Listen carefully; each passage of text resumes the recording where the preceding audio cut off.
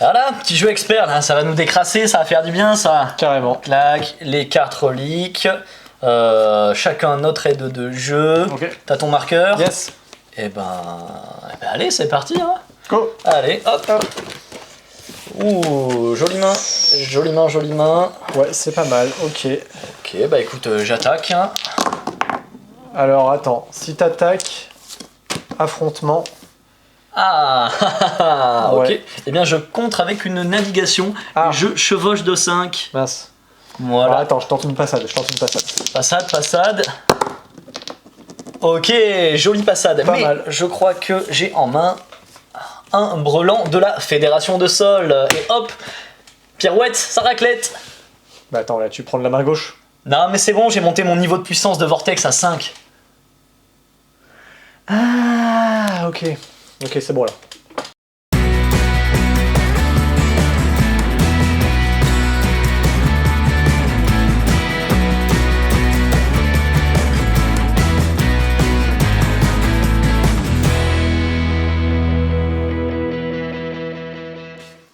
Bonjour, bonjour, bonsoir, bonjour, bonne joueuse, bienvenue dans cette vidéo du vendredi. Salut Antoine. Hello Alex, salut à tous. J'espère que vous allez bien. Toute petite info en début de vidéo pour vous dire que ce week-end, donc jusqu'à lundi, Jeff, Fanny, Alice et moi-même, on sera au Festival du jeu à Vichy, donc qui a lieu là ce week-end du 17 au 19-20 en gros, du 17 au 19 si je dis pas de bêtises. Et on va voir plein de jeux, comme un petit peu ce qu'on avait fait à Cannes, et du coup Alice, Antoine et moi-même, on vous invite vivement à rejoindre l'Instagram immédiatement parce qu'en fait, Alice va faire comme à Cannes, elle va présenter tous les jeux, elle va mettre plein de stories sur ce qu'on voit là-bas. Donc si vous voulez voir le reportage d'Alice via Instagram, bah du coup, allez-y. Moi je n'y manquerai pas. Voilà, il ne faut pas hésiter à regarder parce qu'il y aura plein de choses. Alice, elle aime bien vous teaser quelques jeux qu'on a vus en avant-première, donc c'est vraiment cool. Allez sur l'Instagram de Jeux des cartes Bordeaux, vous verrez plein de choses qui viennent du Festival du jeu à Vichy. Je pense que ça va dire. La vidéo des 5000. Tout à fait, la vidéo des 5000, la FAQ, on va juste, si vous avez en gros la FAQ, c'est simple, tout ce que vous avez à faire, c'est de poser des questions. C'est une foire aux questions, c'est ça que ça signifie. Exactement. C'est vrai qu'on l'avait pas précisé, je crois, la dernière fois. On dit FAQ parce qu'on pense que tout le monde sait ce que ça veut dire. FAQ, foire aux questions, donc vous nous posez des questions, ça peut être sur la boutique, voilà, la structure en fait, jeu des cartes Bordeaux, d'où ça vient, etc. Mais ça peut être aussi personnel, ça peut être vraiment des questions sur Antoine, sur Alice, sur moi-même, sur les autres collègues, même si on va pas non plus répondre à tout, parce que ça va dépendre des questions que vous leur posez. Mais voilà, c'est des questions personnelles ou sur la boutique, professionnelle, comme vous voulez. Je pense que j'ai tout dit là. Je crois que c'est pas mal. Ouais, c'est pas mal. Ok, après toutes ces petites infos, on va passer maintenant aux nouveautés. C'est le principe de la vidéo du vendredi. Et on commence tout de suite avec du roll and write. Il y a un autre roll and write qui va être expliqué, même un flip roll and write, qui sera expliqué bien après, là, un tout petit peu dans cette vidéo par Antoine, qui nous a vraiment beaucoup plu, grosse claque. Mais pour l'instant, je vais vous présenter Metro X. Metro X, c'est un flip and write, où en fait on va tout simplement, alors il y en a ils vont dire « Ah mais ça fait penser à Next Station London ou à Get On Board ». Pas du tout. En fait, dans le thème, on peut croire que oui. Mais je dirais que c'est même plutôt la suite. Next Station London, en fait, ce qu'on fait, c'est qu'on crée un réseau, alors que dans Metro X, on va le remplir, parce que c'est bien de créer un réseau, mais il faut quand même qu'il y ait des gens dedans. Et c'est un peu ce principe-là. Ici, chaque joueur se voit en fait attribuer une fiche, donc chaque joueur a une fiche devant soi.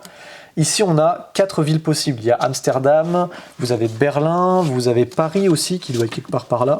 Voilà. Donc il y a plein de... Et Madrid aussi également. Donc il y a 4 villes différentes déjà, pour un réseau complètement différent. Et la mécanique est ultra simple, c'est un flip and write, je révèle la première carte du paquet, c'est une valeur, donc une valeur que je vais indiquer dans l'une des stations de mon choix, donc là vous avez le choix entre A jusqu'à J, du coup, même I, donc jusqu'à J, et bah par exemple je peux choisir la I, donc la J, pardon, tiens, hop, je mets mon 4 ici, parce que c'est la valeur qui est indiquée, et ça m'indique aussi la valeur de coche que je vais devoir faire de gauche à droite, en commençant par évidemment la case la plus disponible à gauche. Okay. Donc je fais 1, 2, 3, 4, en suivant les lignes, tout simplement. Une fois que tout le monde a fait ça sur sa fiche, évidemment, je vais révéler une deuxième carte. Et là, il va commencer à avoir des cartes spéciales. Notamment le 3 me permet, en fait, on voit un peu son logo ici et ses coches, c'est que ça permet de sauter une case qui serait déjà cochée. Admettons que sur du orange, on soit arrivé, je sais pas moi, là, par exemple, grâce à une valeur qui aurait été mise ici, voilà, par exemple. Et bien du coup, si je veux cocher en vert, bah, du coup, je pourrais sauter celui-ci, hop, et commencer directement comme Parce que ça. sinon, tu te serais retrouvé coincé. Et ben c'est ça en fait, quand tu arrives à des croisements d'endroits en fait où justement il y a des lignes qui se croisent, et ben du coup il faut essayer justement de sauter par-dessus pour pas être bloqué. Il va y avoir la même chose sur différentes valeurs, on peut avoir différentes valeurs, notamment j'avais pioché un 4 mais là j'ai pioché un 5 par exemple. Attention parce que si vous n'avez pas de chiffres spéciaux qui permettent de sauter des croix, bah vous vous arrêtez tout simplement avant. Donc ça veut dire que si jamais je pioche le 5 et que je prends une ligne où je peux m'arrêter qu'à 3, ben je m'arrête à 3, tant pis, j'ai perdu des coches. Il va y avoir des cartes spéciales comme le 2 aussi, donc c'est exactement comme le 3, mais il permet aussi de sauter par-dessus, sachant que c'est une valeur 2. Et on va avoir aussi des cartes spéciales comme le plus. Alors le plus, il est très malin, parce qu'en fait, pour chaque plus que vous allez faire, vous rentrez un plus, par exemple dans le B, ici je rentre un plus. Une croix, il n'y a pas de valeur. Et en fait, je vais choisir dans la ligne B une zone qui va avoir un croisement de plusieurs lignes. Mettons, si je croise ici cette ligne-là, vous voyez, il y a deux lignes en fait, il y a orange et vert. Comme il y en a deux, je rentre le chiffre 2. Et ça, c'est important parce qu'en fait, pour chaque valeur brute qui aurait été notée comme ça par rapport au croisement, donc évidemment, les croisements les plus intéressants sont ici, et bien pour chaque valeur que vous aurez rentrée, à la fin, ça peut vous faire des points extrêmement puissants parce que ces valeurs seront doublées. Vous avez une carte également spéciale ici où c'est une coche absolument où vous voulez, sans contrainte de placement. La partie va prendre fin en fait. Oula, le crayon est tombé. La partie va prendre fin quand en fait un joueur aura rempli en fait toutes les zones ici des stations. Et dans ce cas-là, ce qui se passe, c'est qu'on va compter les points. Alors les premiers points ici, ça va être les objectifs, on va dire principaux. C'est-à-dire quand vous avez rempli entièrement une ligne, si vous êtes le premier, un peu comme dans Welcome to Your Perfect Home, vous marquez les points qui sont à gauche ici. Donc là, je marquerai 2 points pour le A. Et les autres joueurs, plus tard, marqueront 1 point. Et ça, c'est pareil pour toutes les lignes. Donc mettons, j'aurais rempli ça, ça, voilà. Je fais la somme de tous les chiffres ici, et tout ce que j'ai gagné là en termes d'objectifs, de finalité de ligne, je vais les marquer ici. Ensuite ici, on ajoute à ça le croisement, comme je disais, des valeurs brutes que vous rentrez dans chaque zone avec un plus. Et donc du coup, cette valeur-là, vous la doublez. Donc si j'ai rentré un 2, un 4 et puis un 6, donc ça me ferait du coup 12, et bien 12 x 2, ça me ferait 24.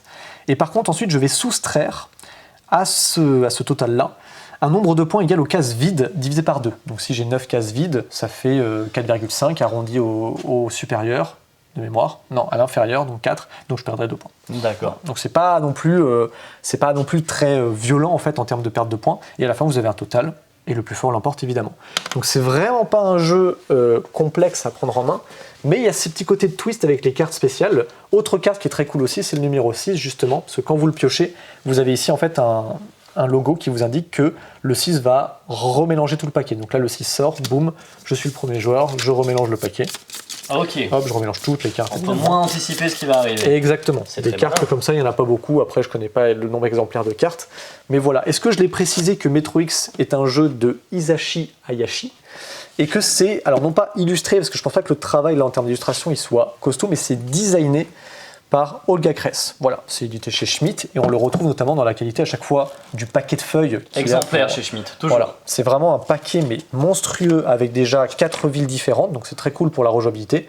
Et ces fameux petits crayons, ils sont toujours très efficaces quand vous jouez à un roll and write, parce que quand vous ouvrez une boîte de roll and write, qui a les cartes, ou les dés, vous avez les feuilles, mais vous n'avez pas les crayons, c'est toujours un petit peu embêtant et Schmitt pense toujours à ça. Ou des crayons mais qui marchent plus au bout d'une partie. Par exemple. Ça c'est agaçant. Ça c'est très agaçant. Les jeux Schmitt, croyez-moi, vous n'aurez jamais ce souci. Voilà, donc ça c'était Metro X. On peut enchaîner sur un jeu alors qui là actuellement je vous en parle mais je n'en ai pas. Mais peut-être au moment où vous regardez cette vidéo, on a dû recevoir, on l'espère, on croise les doigts, la commande du coup de Gigamic.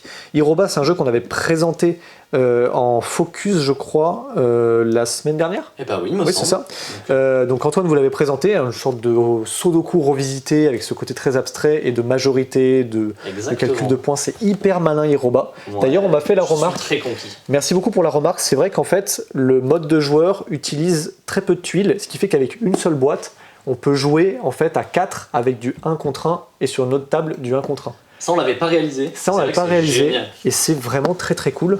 Notamment si on a reçu du coup Gigamic, on a reçu donc Iroba, on a dû recevoir Snakes. Si vous connaissez pas Snakes, c'est un super jeu d'ambiance. Ça avec aussi, du je vous bluff. bassine les oreilles depuis 6-10 mois à peu près. C'est très très cool. Et notamment on espère recevoir l'extension enfin de Oltray. Parce qu'on l'attend avec impatience depuis très longtemps. J'ai un petit truc à dire sur Iroba, donc Oui. allez voir, Iroba, je sais pas comment le prononcer.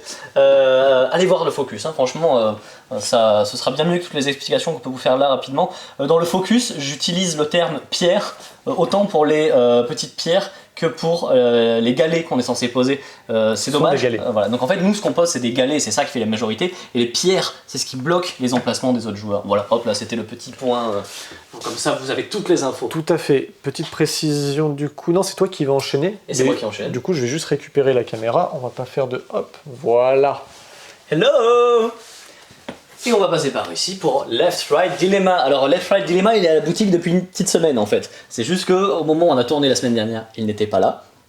Petit souci de livraison, vous connaissez. Et donc, on vous en parle quand même cette semaine parce que on est sur un jeu d'ambiance très fun, 18+, donc vous ne pourrez pas y jouer avec n'importe qui. Et moi, mais alors le principe me fait marrer. En fait, c'est le jeu du tu préfères. C'est le jeu du tu préfères, et je suis un adepte du tu préfères. Et la formule est vraiment parfaite. Donc comment est-ce que ça fonctionne? On va être en coopération déjà, tous ensemble. Il va falloir qu'on fasse le plus haut score possible. On va faire 6 séries de dilemmes. Et en fait, à chaque fois qu'on va arriver à gagner un point, on se rapprochera le plus possible du 6/6 qui est le score maximum. À chaque manche, une personne va être face à ce dilemme. Donc ce dilemme, c'est une petite pyramide. C'est une série de 3 tu préfères. Donc admettons, c'est mon tour. Dans ma tête, je vais faire le tu préfères. À minuit, quand tu es bourré, est-ce que tu préfères kebab ou est-ce que tu préfères McDo? Donc moi, dans ma tête, je me dis, bon, McDo, bof, kebab, pourquoi pas, Oui. allez, quand même. Créer génétiquement des T-Rex ou des licornes? Alors très clairement des T-Rex, mais évidemment, je le dis pas, tout ça, je le fais dans ma tête, ce processus. Et puis ordinateur, Apple ou Windows? Alors évidemment, moi, c'est Windows. Donc hop là, j'ai mis le petit 2. Je le cache, je montre surtout pas aux autres joueurs. Les autres joueurs, ils vont discuter entre eux, ils vont essayer de se mettre dans ma tête. Bon alors, Antoine, à minuit quand il est bourré, qu'est-ce qu'il va manger? Il est plutôt McDo, il est plutôt kebab? Bon, mais moi je pense qu'il est plutôt McDo, hop, et ainsi de suite. Et ils vont donc estimer dans quel chalet je vais tomber. Donc il va falloir arriver à rentrer un petit peu dans ma tête. Il y a des choix un peu, logique, basique. Ouais. La plupart du temps, c'est complètement débile, évidemment. Et il y en a un paquet, des cartes, hop là, elles sont toutes là, je les ai toutes sorties. Elles sont double face. Il y a des références à la culture geek, il y a de l'humour un peu plus adulte. Enfin bref, il y a un peu de tout. Et puis forcément, vous allez les agencer de manière différente, donc vous n'aurez jamais 2 fois la même série de dilemmes, c'est pas possible. Les autres joueurs, ils vont papoter, ils vont se mettre d'accord. Et puis finalement, ils se sont mis d'accord pour choisir le 2, on révèle, pim, c'est le 2 et le 2, magnifique, on gagne 1 point. On va faire ça 6 fois avec un joueur différent qui résout le dilemme à chaque fois, et on va essayer de faire le score le plus proche de 6/6. Aussi simple que ça, alors c'est clairement le genre de jeu où le score très rapidement, on s'en fiche complètement, et en fait on fait 15 tours à la suite parce que tout le monde veut faire le dilemme, et tout le monde veut se mettre dans la tête des autres, on va se marrer parce que les propositions sont d'une stupidité admirable, j'ai envie de dire. J'espère que ça va vous plaire autant qu'à moi. Moi, c'est mon jeu d'ambiance de fin d'année là, avec les copains, très clairement, parce que j'aimerais bien pouvoir vous le proposer pendant longtemps dans le coin apéro ambiance. Yes. Qu'est-ce qu'on a d'autre à voir? C'est par là, je crois. Ah oui, c'est par là. Alors... Oui. Oh. Dans cette boîte, ils ont réussi à mettre ensemble les 2 plus belles choses de l'humanité, à savoir l'amour et les pirates. Ok. Je pense que c'est les deux plus belles créations de l'humanité, t'es d'accord avec moi, Alex? C'est vrai. Et voilà, ils ont tout condensé dans cette boîte. On est sur un jeu de cartes, simple comme tout. Donc, le jeu de cartes où on va s'attaquer, se bloquer, tiens, je t'attaque, non, je te bloque parce que j'ai telle carte, hop, on va faire des petits butins pour marquer des points. On est vraiment sur des jeux à la Exploding Kitten, on est vraiment sur des jeux à l'Unstable Unicorns, etc. Mais plus accessible. Vous voyez sur la boîte, c'est à partir de 7 ans. Hop là, pour 2 à 5 joueurs. Et est-ce qu'on a un nom d'auteur? Ce serait pas mal, ouais. J'ai pas envie de donner le nom de l'auteur de Left Right Dilemma, peut-être qu'on le rajoutera. Oui. Tac. Eh ben non, malheureusement. Il n'y a pas de nom d'auteur là-dessus. Tant pis. Bon. Hop là. Ça doit être en studio alors. Sûrement. Un jeu spécial. C'est un jeu Goliath. Ok.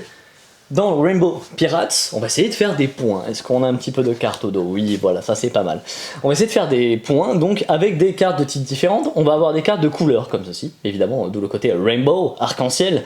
Ce sont des cartes donc de différentes couleurs, de différentes valeurs, qui représentent des choses sympas de la vie, comme des petits chatons et des cupcakes. Des cupcakes. C'est pas facile à dire. Beaucoup plus difficile à dire que ce que je pensais. Oui. Il y a des pirates, forcément, et Oui. il y a des pirates arc-en-ciel. Comment ça se joue en fait? C'est très simple, pour faire des points. Je vais soit jouer des cartes devant moi en faisant des collections, donc là ça va être pour les cartes de couleur. Soit je joue des cartes d'une même couleur, soit je joue des cartes de couleurs différentes mais qui se suivent numériquement. Je les mets devant moi, elles ont un montant de pièces, les pièces c'est les points de victoire, et je vais essayer d'avoir le plus de pièces possible. Soit je vais pouvoir jouer des cartes de pirates devant moi, un petit peu de la même manière, les cartes de pirates, je vais les mettre par trio si je dis pas de bêtises, pour faire des points de victoire. Mais ce que je peux faire aussi, c'est jouer une carte de pirate, sur un autre joueur pour aller l'embêter, parce que chaque carte de pirate a un effet qui va se déclencher si je le joue sur quelqu'un d'autre, plutôt que le thésauriser chez moi. Attention, ce pirate il a un point faible, donc ce pirate, si le joueur que j'attaque lui sort le point faible, eh bien il va l'annuler. Donc je t'attaque avec mon canonnier, et oui mais le canonnier, tout le monde sait qu'il aime les petits chats mignons, tu joues la carte chat mignon, et mince, hop là, ça se retourne contre moi. Tu joues le capitaine un peu solitaire, oui mais le capitaine un peu solitaire, pourquoi est-ce qu'il est triste et solitaire? Parce qu'il lui manquait des cupcakes, j'arrive pas à dire cupcake. Non, c'est dur, hein, cupcake. Je dirais plus jamais cupcake.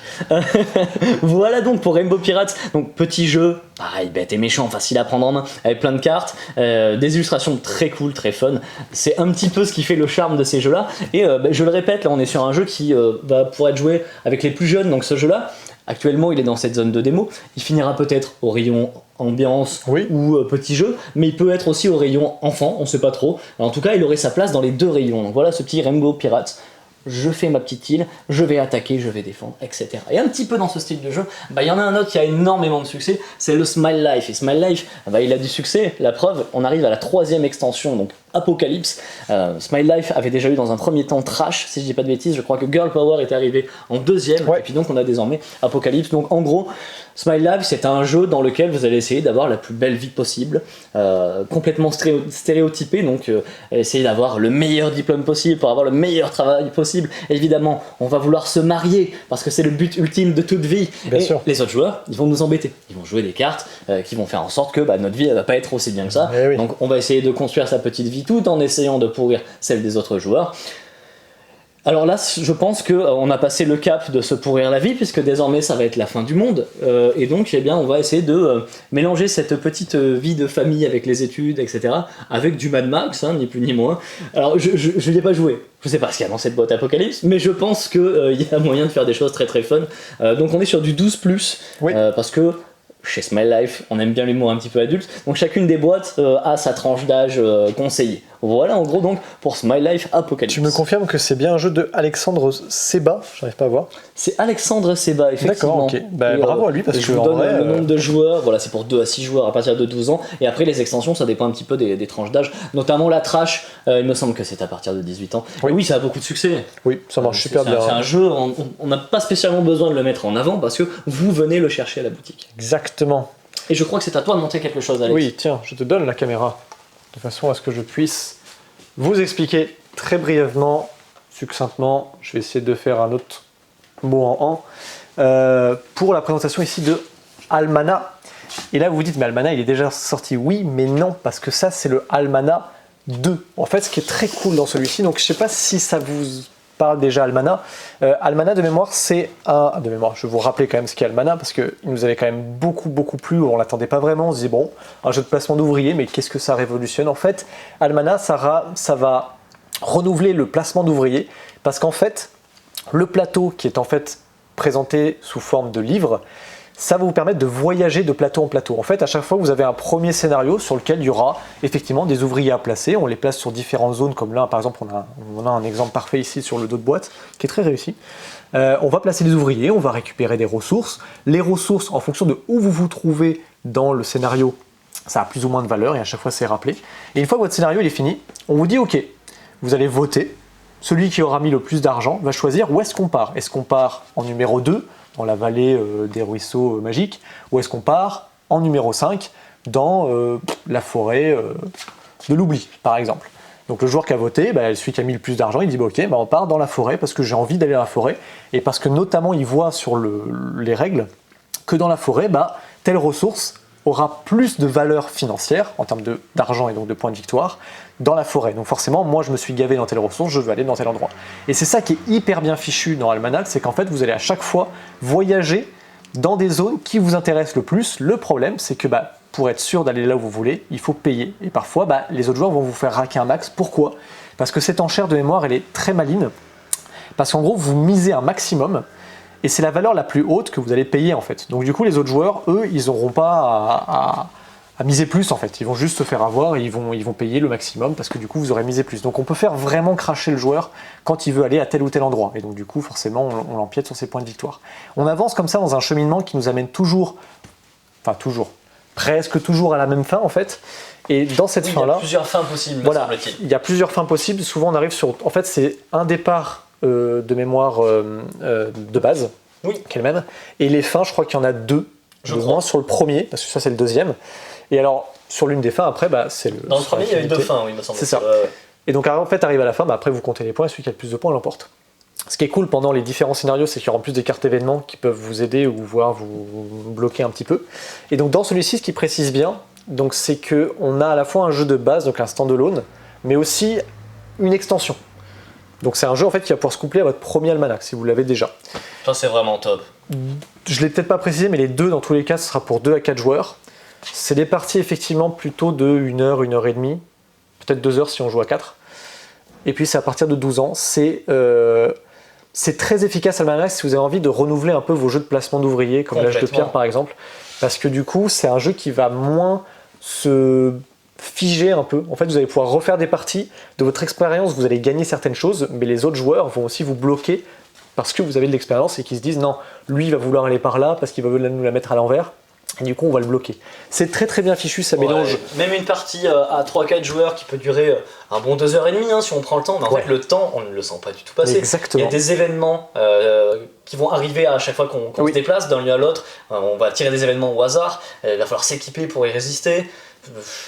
Dès qu'on finit la première partie, donc on découvre le jeu, on a juste envie de faire une deuxième pour voir toutes les autres options de route, de décor, de position, de posement de règles. Exactement, c'est un jeu de placement d'ouvriers d'enchères et qui se renouvelle à travers son univers, qui est vraiment très efficace, donc très facile à prendre en main, avec une excellente rejouabilité. Donc c'est un jeu de Scott Helms, illustré par Jackie Davis.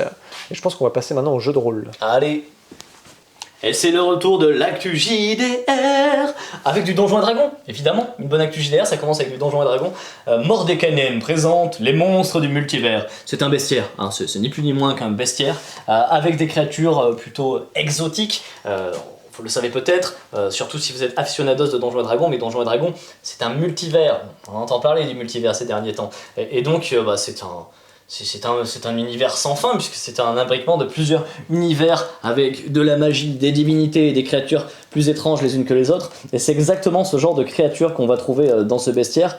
Et donc, moi, je l'ai un petit peu compulsé quand même, parce que c'est toujours intéressant. Notamment quand on n'a pas le temps de le lire, comme moi, parce que je joue pas à Donjons et Dragons en ce moment. Regardez les belles illustrations. Les illustrations, elles sont vraiment très inspirantes, je trouve. Ça donne tout de suite envie de créer un scénario. On va aller mettre telle ou telle créature. Et puis, à nouveau, oh, il est ignoble. Lui, il est vraiment ignoble. Comme d'habitude, les feuilles de personnages, alors toujours très complètes, hein, chez les Donjons et Dragons. C'est un petit peu leur marque de fabrique. Mais super lisible, franchement. C'est agréable. On est loin des bestiaires des années 80 où c'était tout en noir et blanc, écrit en tout petit. Là, vraiment, chaque monstre a sa page à lui-même ou ses variantes. Hein. Le Crota. C'est un Lecrota, monsieur. Oui, c'est un Lecrota. Je ne connaissais pas. Hein. Je fais semblant, mais je ne connaissais pas du tout. Connaissais-tu le Cored ? Il a l'air trop bien, lui.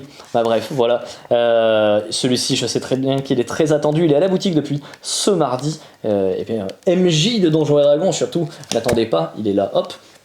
On va passer plutôt de ce côté avec Genesis ou Genesis, je ne sais pas comment je dois le prononcer. Souvent à la boutique, on nous demande est-ce qu'on a des bouquins de règles génériques pour du Donjon et Dragon, j'allais dire. Non, justement, pour du jeu de rôle, eh bien, on en a quelques-uns, mais c'est vrai que c'est pas là où il y a la plus grosse offre. Eh bien, Genesis, eh ben, il est là pour ça, tout simplement. C'est donc un système de règles qui pourra fonctionner avec n'importe quel type d'univers, mais il est lui-même fourni avec 6 univers préconstruits.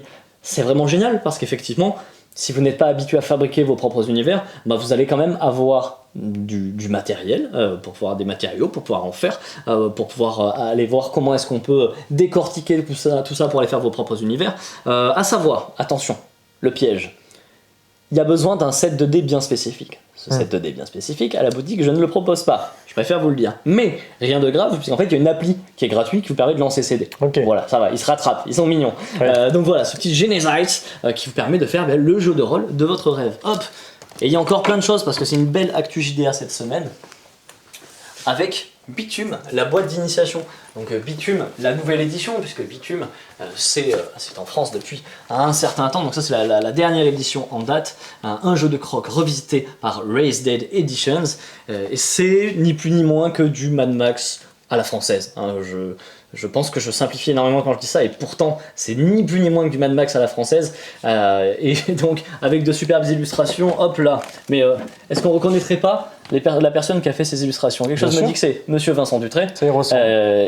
Magnifique cette moto avec la tête d'Astérix, probablement arrachée à coups de batte de baseball au parc Astérix. Tout à fait. Donc il va y avoir tout ce qu'il faut pour jouer, 4 scénarios, des fiches, des personnages pré-tirés. Est-ce qu'il y a des personnages pré-tirés? Oui, il y en a. Le matériel pour jouer de 2 à 6 personnes. Et évidemment, plus on est nombreux, plus ça va être sympa le JDR. Et les dés, enfin bref, l'écran, tout ce qu'il faut dans une bonne boîte d'initiation, dans ce grand format. Hop, ça c'est bien. Bitume, c'est une gamme qui grossit rapidement. Ça fait plaisir à voir une gamme qui arrive et qui tout de suite va avoir ses suppléments, sa boîte d'initiation, parce que voilà, je ne vous ai pas montré, mais on a tout ce qu'il faut. Le recueil des scénarios, le catalogue Manu France, bref, une gamme qui commence à être très très très sérieuse. Et pour terminer cette actualité, il y a Forbidden Lands qui est arrivé. Forbidden Lands, c'est du travail de Arkane Asylum. À chaque fois, je le dis parce que c'est vrai que j'aime beaucoup leur travail de manière générale. Ils savent faire du jeu de rôle très diversifié, souvent très moderne, même si ça ne les empêche pas, et là c'est le cas, d'aller prendre de l'inspiration dans le jeu de rôle un peu plus classique. Ici, on est dans du jeu de rôle sur une base classique, à savoir, on est sur du medieval fantasy, un petit peu à l'ancienne. Pas dans ses règles, mais carrément dans son ambiance. On est même sur de la dark fantasy, je dirais, un univers assez sombre et déliquescent. On joue pas des héros. On joue vraiment pas des héros dans Forbidden Lands. On joue des vauriens, de la racaille, des bandits de grand chemin. Et quand bien même, on va être amené à mettre la main sur des joyaux d'une couronne. Cette couronne a été brisée, les joyaux ont été éparpillés dans le monde. Est-ce que c'est par pure bonté d'âme ou pour s'approprier leur pouvoir? Je vous laisse en décider. Et donc ce qui va être très sympa dans cette boîte, parce que c'est une boîte, vous voyez, ce n'est pas un bouquin. Alors à l'intérieur il y a le bouquin, mais en fait il y a tout ce qu'il faut pour jouer. C'est une boîte avec tout ce qu'il faut pour jouer, c'est pas une boîte d'initiation. Le jeu, c'est ça. Et à l'intérieur on va trouver donc certes les règles, certes tout le matériel nécessaire pour jouer, donc guide du jeu, etc. Mais surtout une carte du monde, découpé en petits hexagones, donc on va y avoir une part belle à l'exploration, et des planches de stickers d'éléments de jeu qu'on va trouver. Je trouve, admettons, une grotte, enfin on trouve une grotte ou un temple à cet endroit-là, parce que le hasard ou le maître du jeu ou un mélange des deux l'a décidé. Eh bien on va aller mettre le sticker, clac, parce que cette grotte elle est vraiment là, et donc on pourra y revenir, on s'en rappellera. Et donc pas besoin de dessiner une carte, même si c'est vrai que dessiner une carte c'est plaisant, mais c'est pas à la portée de tout le monde. Mais là vous avez tous les outils en main pour le faire, et donc là l'exploration va vraiment prendre une part importante. Le meneur de jeu va être accompagné là-dessus, mais on peut générer le monde en fait un petit peu de manière aléatoire, c'est-à-dire que votre monde à vous ne va pas forcément être le même que d'autres joueurs, sauf qu'il y a le châtiment du corbeau qui est en fait la campagne qui va accompagner cette boîte. Donc elle n'est pas nécessaire, mais en fait là-dedans on va vous indiquer ok, à tel endroit il y a telle grotte, à tel endroit il y a tel village, là il y a tel temple, là on va trouver tel élément de la couronne, etc. etc.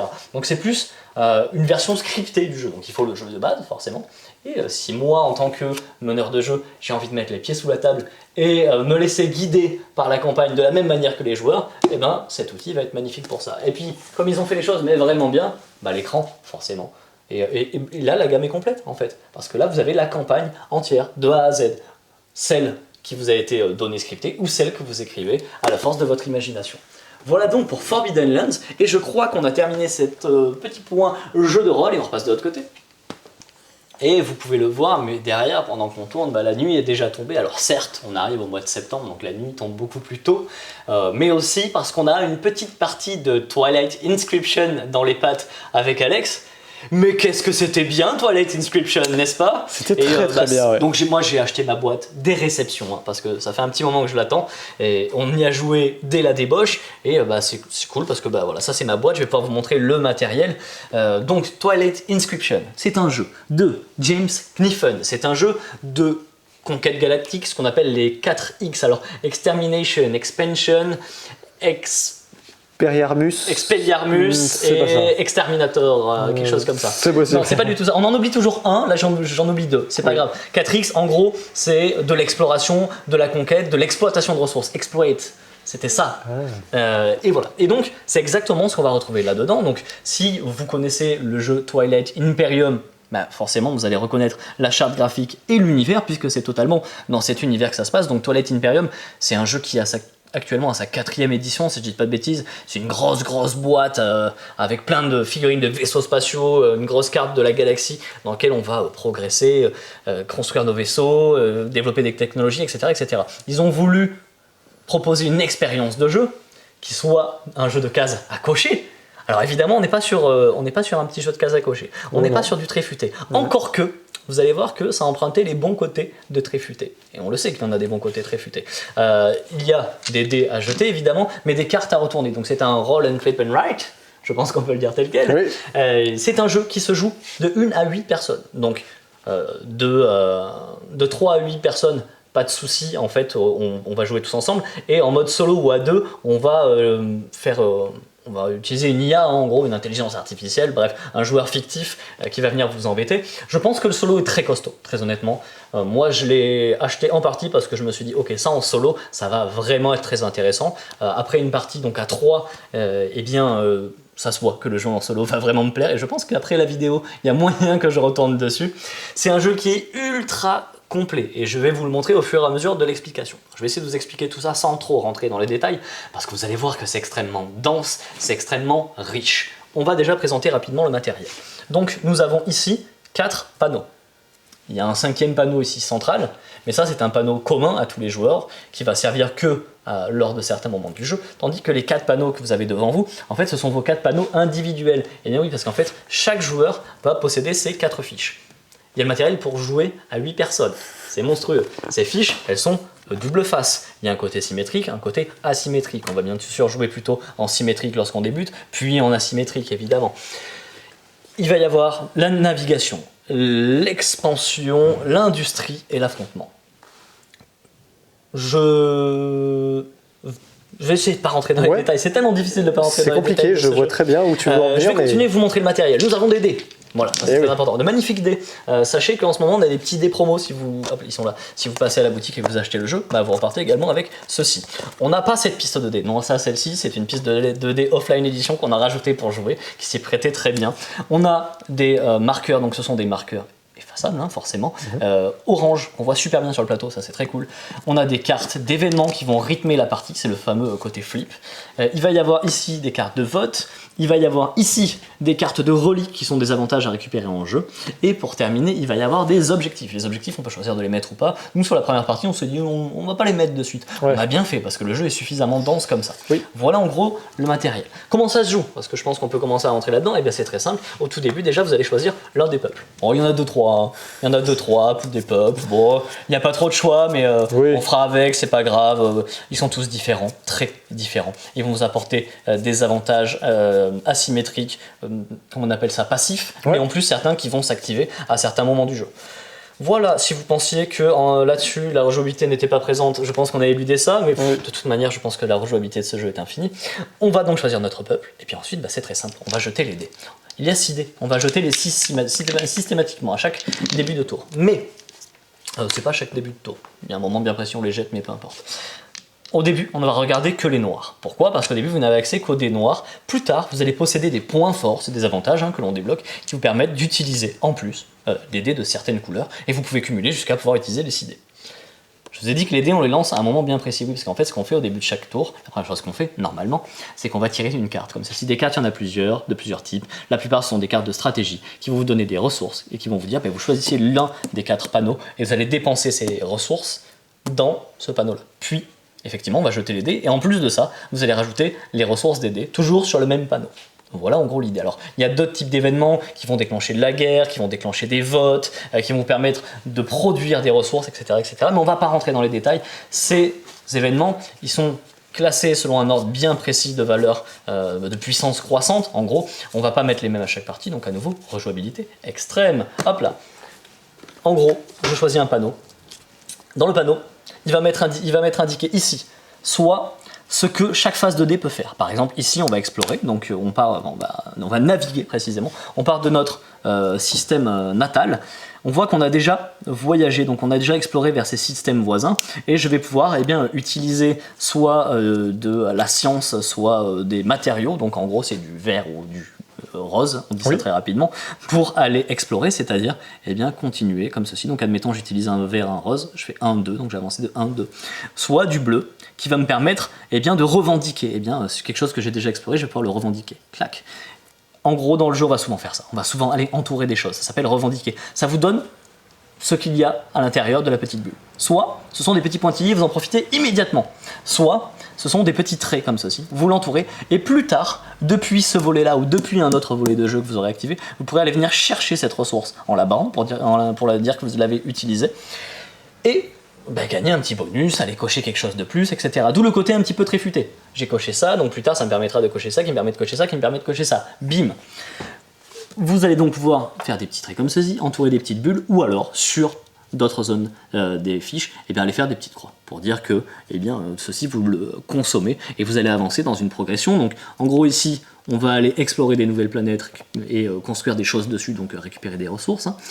Sur ces fameuses planètes, et bien oui, parce qu'en fait ici j'ai gagné une planète, admettons, hop, je la dépense, qui me permet d'aller faire des installations dessus, donc il me donne le droit d'aller faire ces petites coches, et oui, on fait les choses dans l'ordre. Ça va me donner des bonus, à nouveau, on va pouvoir aller développer des technologies, on va pouvoir aller faire croître nos populations, ce qui va nous faire gagner des points de manière exponentielle. Oui. Sur cette fiche-là, je vais essayer de pas rentrer dans les détails de cette fiche-là, mais en gros, on va aller progresser depuis cette petite croix en faisant des croix et des ronds. Donc les croix, je peux les mettre à côté de ce que je veux, les croix ou les ronds, mais les ronds, je ne peux les mettre qu'à côté d'une croix déjà présente. Les croix, ça sert à rien, ça me fait rien ramasser, mais les ronds, ça me fait ramasser. Donc vous allez constamment vous dire, ok, où est-ce que je fais des croix, où est-ce que je fais des ronds, que vais-je sacrifier pour me permettre d'atteindre telle ou telle ressource. On va avoir en bas ici une zone où toutes les petites ressources comme ça qu'on va pouvoir récupérer sur ce panneau, beaucoup moins le dernier, on va aller les cocher comme ceci, tac, tac, tac, pour aller faire des points, mais aussi pour aller récupérer des marchandises qu'on pourra dépenser plus tard, pour aller remplacer, pour aller ajouter une phase de dé de son choix. Okay. Voilà, en gros. On pourra gagner aussi des petits votes, parce que comme je vous l'ai dit, dans les cartes d'événements, il y a des phases de vote, et vous allez pouvoir dépenser comme ceci des votes d'influence pour faire voter telle ou telle loi selon ce qui vous arrange. Et on arrive à la dernière page, avec l'affrontement, vous allez pouvoir dépenser des ressources, donc en cochant à nouveau, pour aller construire des véhicules de guerre. En fait, ce sont des petits véhicules en bâton, comme s'ils étaient faits de petites allumettes qu'on va aller dessiner ici, pour aller progresser sur cette ligne. Ça fait des points et il y aura des événements de guerre dans le paquet d'événements. Vous allez faire la guerre avec votre voisin de droite, vous allez faire la guerre avec votre voisin de gauche. Suivant ce que vous avez dessiné, ça va vous rapporter plus ou moins de points. Et si vous gagnez, vous allez gagner des avantages. Si vous perdez, vous allez prendre des points négatifs. Waouh, je crois que j'ai fait le tour des 4 panneaux. Oui. Vous avez vu, c'est extrêmement riche. Et vraiment, je ne rentre pas du tout dans les détails, parce que tout est relié à tout, à bien des niveaux. Comme je vous l'ai dit, donc des événements, il y en a plein de guerres, de votes, etc. Des cartes de vote, on va pouvoir les retrouver ici. Il y en a plein différentes à nouveau, avec à chaque fois 2 issues, forcément. On va pouvoir récupérer également donc, des cartes d'artefacts qui sont des bonus. Il y a des objectifs, il y en a plein. Bref, je pense que c'est un des jeux les plus riche que j'ai pu voir depuis ce début d'année. Je pense que j'avais pas pris une telle claque depuis Ark Nova. Oui. On n'est pas du tout sur le même style de jeu.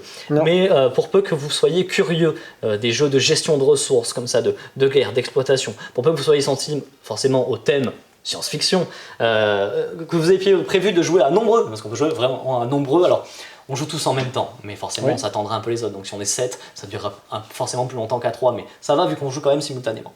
Ou si vous avez prévu de jouer en solo, parce que je pense que c'est un super jeu solo, foncez sur Twilight Inscription, parce que c'est une sacrée claque. Et voilà, j'espère que j'ai réussi à vous donner au milieu mes sensations de jeu là-dessus. Alex, t'as bien aimé aussi, si je dis pas de bêtises? Oui, moi j'ai énormément aimé. C'est assez incroyable le travail qu'il y a sur ce genre de jeu en termes d'équilibrage, parce qu'il y a très impressionnant. Énormément de possibilités. Et on l'a vu sur ta partie, toi tu es vraiment centré sur l'industrie. Complètement à fond. Et en fait, ne faisant que ça, à la moitié de la partie, tu as pu facilement te répercuter sur les autres tableaux en fait. Oui, sauf le militaire, j'étais pas brillant. Ouais, mais bon, tu peux pas faire de la finance et de l'armée en même temps. Alors, j'essaierai la prochaine fois. Pourquoi pas? Ça peut être possible, mais je trouve ça intéressant justement quand vous prenez le jeu en main, juste se centraliser sur l'un des plateaux pour bien le comprendre. Ouais. Et en fait, ça va vous donner des avantages qui vont permettre de rattraper votre retard sur les autres tableaux. C'est un exemple aussi d'écriture de règles. Complètement, c'est vrai, j'en ai pas parlé. Allez, on rallonge un peu l'explication de ce jeu, ça mérite. Le livret de règles est exemplaire, il est beau, il est bien écrit, il n'y a pas une coquille. Il y a des exemples pour tout. Je l'ai lu d'une traite, j'ai pas fini avec mon mal à la tête habituel. À 2 moments dans la partie. Une partie qui a duré un bon 2 heures, je pense. Hein. Ouais, 1h30. 1h30. Ouais, l'un des 3. On est revenu 2 fois sur la règle, mais c'était parce qu'on avait un doute. On a ouvert la règle, on s'est dit mais est-ce que c'est bien ça? Ah oui, c'est bien ça. Hop là, on a fermé la règle. Donc c'est vrai que notre supposition était bonne. Ah ouais, complètement, parce que l'iconographie est parfaite, parce que ça induit des raisonnements qui sont logiques. Et ce qui est très très cool, c'est que sur votre première partie, vous n'êtes même pas obligé de lire les règles. Vous pouvez faire ce petit apprenez en jouant. Et le jeu va vous accompagner sur les 4 premiers tours, vraiment pas à pas. Il va vous dire, voilà, allez cocher ça, allez tirer telle carte, prenez telle décision, faites ce qu'il vous dit. C'est pas grave, on leur fait confiance. Moi, c'est ce que j'ai fait. Et vraiment, c'est hyper agréable. Et en fait, à la fin, il vous dit, c'est bien joué. Maintenant, à partir du 5e tour, vous allez faire ça comme mise en place. Vous allez rajouter tel élément de jeu, tel élément de jeu. Maintenant, c'est bon, vous êtes grand. Allez vous amuser dans le bac à sable, parce qu'en fait, c'est ça, c'est un bac à sable ce jeu. C'est ça. Et alors, bien sûr, on reviendra à la règle derrière pour compléter, mais c'est un réel plaisir de pouvoir prendre le jeu en main immédiatement. Oui. Et j'avais ouvert ma boîte que 10 minutes après. Et ben je commençais déjà à aller faire des petites coches, à me dire ah mais c'est dingue en fait si je fais ça je peux faire ça. Il y a peu de jeux experts comme ça avec un si gros contenu qui vous permettent ce plaisir de jeu immédiat. Voilà, donc je pense qu'on a dit tout le bien qu'on pouvait en dire et encore franchement je pense que j'aurais pu prendre 40 minutes pour vous en parler, mais il y a d'autres jeux, on me les montre tout de suite. Assiégé, c'est un jeu familial à partir de 8 ans pour 3 à 5 joueurs pour des parties de plus ou moins 20 minutes, une demi-heure. Et c'est un jeu qui a une histoire. Notre patron, Jeff, quand il était plus jeune, il avait un club de jeux de rôle à Albi, d'où il vient. Un club de jeux de rôle qui a donné notamment des auteurs de jeux de rôle et de jeux, la preuve. Tout à fait. L'une de ces personnes a acheté, non loin d'Albi, un terrain. Et on lui a dit que un peu plus loin, sur une butte dans son terrain, il y avait une ruine, soi-disant. Donc il allait voir ça. Effectivement, sous les ronds, sous la végétation, il a trouvé une ruine d'un château. Et là, il s'est dit qu'il allait le réhabiliter. C'est le château donc de Castelrock. Je vous invite à aller voir. Il y a un site sur internet, puisque donc il y a une association qu'il a créée autour de ce château, qui est une association à but culturel, je pense que je peux dire. Et donc il y a énormément d'animations, de visites, de remise en état de ce château, évidemment. Et il se trouve que le frère de ce monsieur a créé une entreprise qui s'appelle Game Partners. C'est une entreprise de serious game. En gros, c'est créer des jeux pour des entreprises, créer des jeux pédagogiques, etc. Et bien sûr, ils se sont alliés pour faire ce jeu donc assiégé, qui parle des fortifications, de la vie en fortification. Et c'est un jeu coopératif dans lequel il va falloir arriver à faire des points, 40 points de victoire pour arriver à créer une fortification viable. Vous allez voir que créer une fortification viable, c'est pas juste mettre des cailloux les uns sur les autres en espérant que ça tienne, ça va tenir à tout un tas de paramètres. Donc en gros, comment ça se joue? On va avoir plusieurs aspects, plusieurs secteurs qu'il faudra prendre en compte. Alors forcément, il y a les fortifications en elles-mêmes, les garnisons, l'armement, les vivres, la religion, etc., la spiritualité même. Hop là. Ce sont des cartes comme ceci, avec un petit rappel de tout ce qu'on va pouvoir y trouver. Donc vous voyez par exemple, ici, la spiritualité, on pourra recruter quelqu'un au niveau 1, c'est l'évêque. L'évêque pourra faire des bénédictions au niveau 2. On pourra peut-être même avoir une relique, et on aura accès au saint pouvoir de l'excommunication pour excommunier les ennemis. Si j'ai la carte bénédiction en main, s'il n'y a pas l'évêque qui a été posé précédemment, je ne pourrais pas poser. Donc en fait, c'est un jeu de chaînage. Ça fonctionne d'une manière très très simple. On a une pioche, à mon tour, j'ai des cartes en main. Je pourrais soit jouer une carte, mais pour ça, donc, il faudra que, vous l'avez compris, il y ait une carte de chaînage précédemment posée. Bien sûr. Avec le petit rappel ici, vous ne pouvez pas vous tromper. Soit je peux piocher une carte supplémentaire, parce que j'ai pas grand chose d'intéressant à faire à mon tour, ça me donnera plus d'options pour plus tard. Soit je peux passer une de mes cartes au voisin. Et ça, c'est malin, parce que du coup, on a chacun en charge un secteurs. Il y a des secteurs qui sont en commun, suivant le nombre de joueurs, je ne rentre pas dans les détails, et donc on va se refiler les cartes en fait, tout simplement, pour essayer de compléter les secteurs de manière le plus efficace possible, parce que quand cette pioche elle sera épuisée, il faudra qu'on ait fait 40 points, donc il faudra qu'on ait réussi à faire nos chaînages de la manière la plus efficace possible. On est sur un jeu donc avec des illustrations d'époque, des illustrations historiques, et mince, j'ai perdu le nom du... Alors ça a été retravaillé par Cyril Bouquet. Merci beaucoup Cyril Bouquet, qui a travaillé sur King Domino, si on ne dit pas de bêtises. Exactement. Voilà, donc il a travaillé sur les graphismes, non pas nécessairement les illustrations, mais les graphismes du jeu. Donc voilà la petite histoire de ce jeu assiégé. On s'est dit qu'on vous le proposerait à la boutique parce que c'est certes un jeu pédagogique, mais le jeu n'est pas là pour vous enfoncer des informations dans le cerveau. Ça reste un jeu coopératif, familial, très très sympa. Et on va passer derrière le comptoir. Et oui. Hop là. Salut toi. Hop là. Derrière le comptoir, il y a pas mal de choses. Derrière le comptoir, déjà, pour commencer, il y a enfin Dominaria Uni, la dernière mouture de MTG Magic the Gathering. Donc, on devait la voir vendredi dernier, on l'a eu vendredi dernier, c'est juste qu'on n'a pas pu le mettre dans la vidéo. On avait les commandeurs jusqu'ici, on a désormais les bundles et puis évidemment les boosters, draft, extension, vous connaissez. C'est une extension qui plaît énormément aux fans de l'univers de Magic, dont je fais partie, puisqu'on va retourner à Dominaria, qui est un petit peu le monde à l'origine de tout, puisque c'est une sorte de multivers, on va dire. Hein. Magic, c'est même carrément un multivers. Et il y a un monde qui est un petit peu connecté à tout. Là où tout a commencé, c'est Dominaria, et on y retourne. On va retrouver les personnages, les héros et méchants plébiscités, ceux qu'on aime tous. Ça fait plaisir de les revoir, même si il y a certains personnages, notamment Liliana, qu'on voit beaucoup dans les extensions ces derniers temps. Tant mieux, c'est un de mes personnages préférés. Hop là, voilà donc pour MTG. On va également avoir du zombicide avec ces soldats zombies. Ce sont donc des zombies qui sont équipés d'armement et de protection. Au cas où les zombies en t-shirt c'était pas assez difficile. Oui. Voilà, on s'est dit on va les équiper un petit peu, ça va être bien mieux.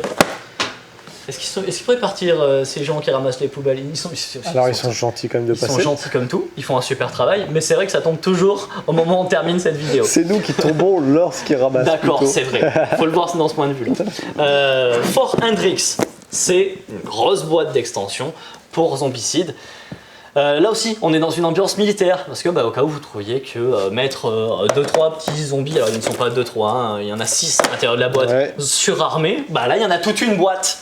Donc voilà, donc évidemment pour Zombicide, seconde édition, attention, c'est compatible avec votre Zombicide de première édition uniquement si vous avez le petit pack qui permet de rendre tout ça compatible. Sinon, non, c'est pas la même édition. Hop, voilà, donc c'est bien qu'il y ait des suppléments qui arrivent sur cette édition de Zombicide deuxième édition, parce que elle plaît, Zombicide a encore de beaux jours devant lui, ça c'est certain.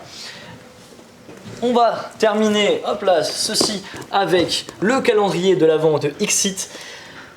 Qu'y a-t-il dedans? On ne le sait pas, c'est le principe d'un calendrier de l'Avent. Bien sûr. Mais donc il arrive très très tôt. 24 énigmes captivantes, voilà ce qu'ils vous promettent, à l'intérieur de cette boîte. Donc pour les 24 jours, alors vous pouvez l'acheter et commencer dès demain. Personne ne vous jugera.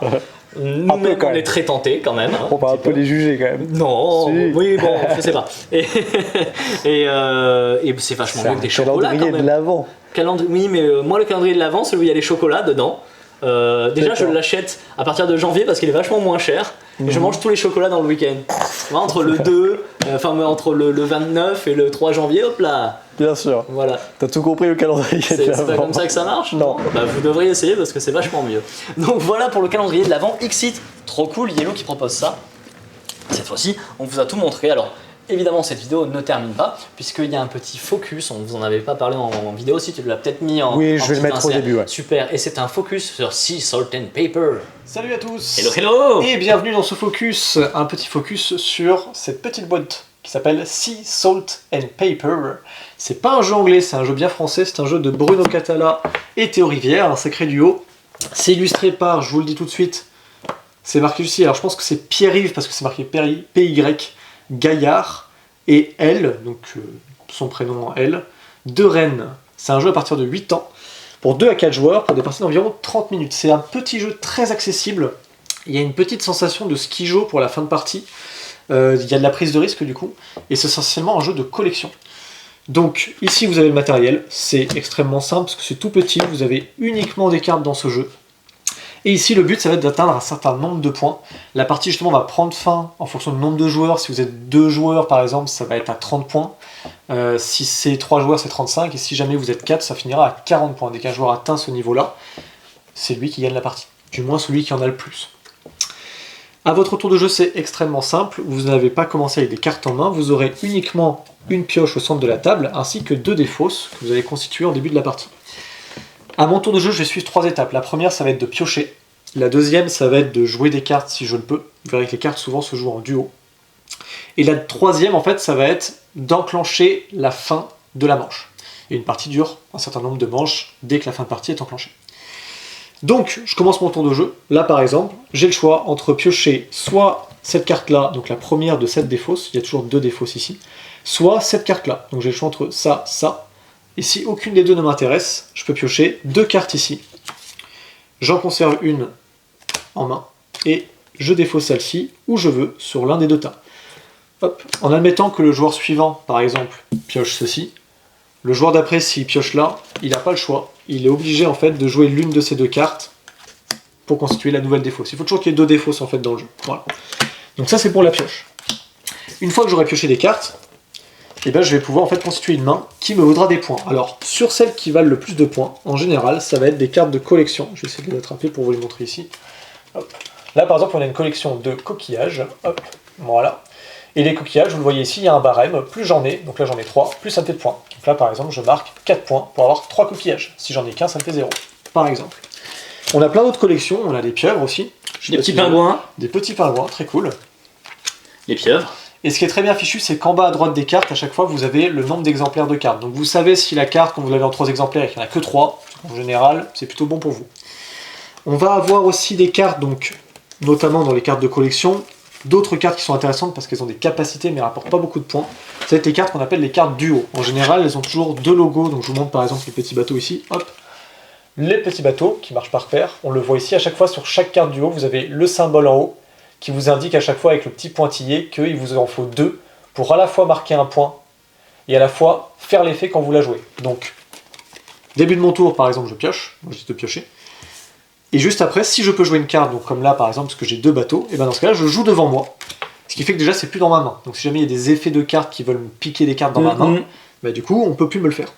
Et l'avantage ici du bateau, c'est que ça me fait un point sûr, et en plus je rejoue. Ça veut dire que je rejoue un tour. Donc là, par exemple, je pourrais repiocher, mettons je prends un crabe, et s'il me restait encore un crabe dans la main, et bah bingo, je peux les jouer aussi, boum.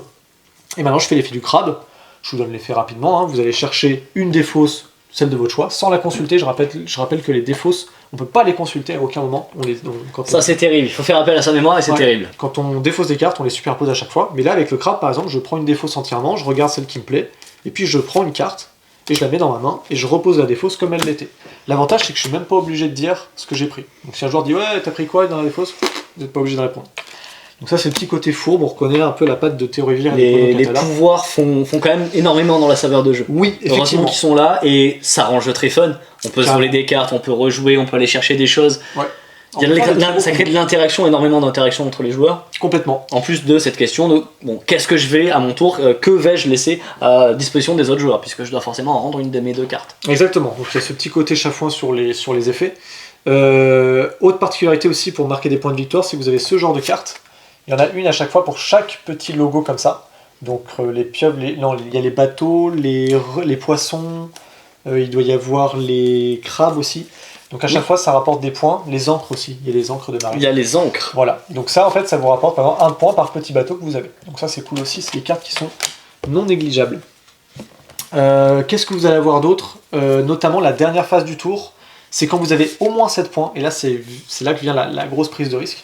Quand vous avez au moins 7 points, à la fin de votre tour, vous pouvez enclencher la fin de la partie en disant soit stop, soit dernière manche. Si vous dites stop, tout le monde arrête de jouer, et chacun marque son score, en fait, tout simplement.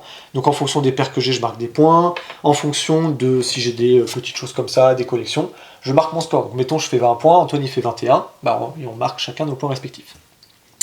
Si jamais je mets fin à la partie en disant dernière manche, dans ce cas-là, je propose à chacun des autres joueurs de faire une dernière manche, donc en jouant classiquement leur tour, ils jouent un dernier tour, et ensuite, on va regarder 2 choses en fait, enfin, du moins une chose, c'est mon score. C'est-à-dire que si j'ai le score le plus élevé, quand je dis dernière manche, dans ce cas-là, je vais marquer mes points plus un bonus qu'on appelle de couleur. Le bonus de couleur, en fait, vous allez regarder votre couleur la plus grande, donc mettons les cartes bleues, voilà, des cartes comme ça, j'en ai 4, je fais 20 points, plus 4 parce que j'ajoute à ça mon bonus de couleur qui est ici de 1, 2, 3, 4 cartes. Donc c'est plutôt intéressant parce que je gagne mes points plus le bonus de couleur, alors que les autres joueurs ne marqueront que leur bonus de couleur. Donc ça c'est risqué, parce que du coup vous leur laissez quand même un dernier tour. C'est risqué mais ça peut payer. Mais ça peut payer. Donc petit piment supplémentaire sur ce petit jeu de cartes. L'autre possibilité c'est que du coup un joueur, donc là c'est la première possibilité, c'est si du coup vous avez dit dernière chance, et que, enfin dernier... Qu'est-ce que je dis ? Dernière chance ? Dernier tour ? Dernière manche, me semble. Dernière manche, pardon, j'ai mélangé les trucs. Si je dis dernière manche, c'est que du coup, je suis le joueur à avoir le score le plus élevé ou qu'un joueur a un score égal. Du coup, je compte mes points plus le bonus couleur. L'autre cas, c'est-à-dire que si un joueur a un score supérieur au mien, strictement, dans ce cas-là, moi je ne compte que mon bonus couleur et les autres joueurs comptent leurs points plus leur bonus couleur. Ça pique. Donc là, ça pique. Il faut être certain, quand vous dites dernière manche, d'être sûr que, lorsque les autres joueurs auront fini leur tour, que vous soyez du coup le joueur à avoir le plus de points de victoire. C'est là ce petit côté un peu skijo où on n'a pas envie de mettre fin à la partie tout de suite, mais que si on attend trop, on risque quand même de ne pas marquer plus de points que si on avait mis fin à la partie plus tôt. L'autre manière de gagner instantanément la partie, et non pas par rapport au calcul de points, c'est si vous arrivez à récupérer ces magnifiques sirènes. Donc les sirènes sont spéciales, déjà parce que si vous en avez à la fin de la partie, ça fera des points comme un bonus de couleur. Et vous choisissez pour chaque sirène, il y en a 4 en tout, pour chaque sirène, si vous en avez 2, vous choisissez une couleur la plus grande, vous marquez 1 point par carte, et une deuxième par exemple si vous en avez 2. L'avantage c'est que si vous avez 4 sirènes à votre tour, vous gagnez instantanément la partie, qu'importe les points. Voilà, ça c'est le petit côté prise de risque, c'est que parfois vous allez piocher, vous aurez une sirène, puis une deuxième, puis une troisième, et là vous allez commencer comme moi à vous intéresser plutôt au pouvoir du requin et du nageur, qui en duo permettent d'aller chercher les cartes chez les autres joueurs, exact, ou d'aller chercher dans la pioche, un peu aussi dans la défausse comme pour le crabe. Parce que là pour le coup il vous en reste plus que 2 ou une sirène, ça peut vous faire gagner instantanément la partie. Voilà, ça c'est la petite subtilité de ces cartes là. D'où l'intérêt de pouvoir mettre fin à la manche. Si au bout de X tours, je vois qu'on a bien pioché des cartes et que moi j'ai toujours pas vu de sirène, je commence à voir des sourires se dessiner chez les uns et les autres autour de la table, ça vaut le coup de mettre la fin à la manche parce que peut-être vous allez leur offrir des points, mais au moins on va redistribuer les sirènes et ça diminue la proba que les autres fassent une complétion et gagnent la partie comme ça sous vos yeux ébahis. Exactement. Voilà, ça va être vraiment important, d'où cette possibilité de dire stop ou fin de manche, voilà, pour mettre fin à la manche. Exactement. Le dernier petit point qui est un cas un peu particulier, c'est que si jamais personne ne déclenche de fin de partie et que la pioche est vide, il n'y a pas de décompte. Voilà. C'est le petit truc en plus qui fait que du coup on a envie de se dire mais s'il n'y a pas de décompte, là j'ai quand même 22 points, j'ai envie de me les marquer mes 22 points. Sachant que ça se trouve j'aurai peut-être un bonus de couleur avec. Il faut le lancer à un moment ou à un autre, il faut le lancer, cette fin de manche. C'est stupide au final de laisser couler, à moins que vous ayez un plan derrière la tête, mais ça, vous avez souvent plus intérêt à un moment ou à un autre de dire allez stop, on met fin à la manche. Voilà, donc ça c'est une petite présentation, donc un focus sur Sea Salt and Pepper de chez nos amis de chez Bombix. Donc très très belle édition en tout cas, parce que l'avantage c'est que contrairement sur certaines boîtes, des fois on achète le jeu puis on a les cartes avec un peu de vide au-dessus et on sait pas à quoi ça sert. Là l'avantage c'est que tout rentre impeccablement dedans. Vous avez format, le paquet de cartes et voilà, la boîte. Donc il n'y a pas d'espace, tout est compressé. Donc ça pour le coup, en petit format c'est très très chouette.